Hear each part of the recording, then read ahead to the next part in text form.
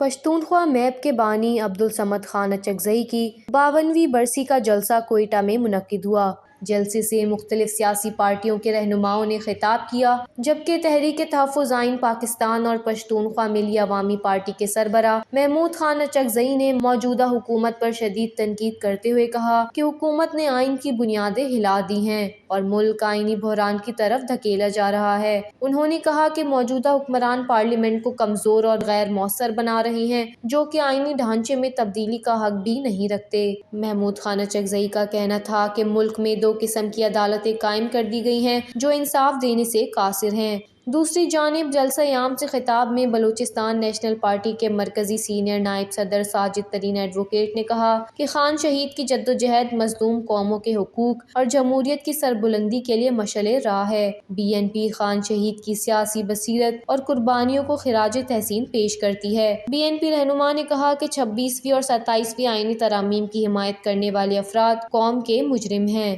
جبکہ صوبہ بلوچستان کے نوجوانوں کو وہ راستے اختیار کرنے پر مجبور کیا گیا جن کا انتخاب وہ خود نہیں چاہتے تھے۔ ان کا کہنا تھا کہ بلوچ، پشتون اور تمام مظلوم قوموں کے سامنے ایک ہی راستہ رہ گیا ہے اور وہ اتحاد کا ہے۔ جلسے کے آخر میں پشتونخوا میپ کے رہنما سید شراف آغا نے برسی کی مناسبت سے قرارداد بھی پیش کی، جسے شرکا نے اتفاق رائے سے منظور کیا۔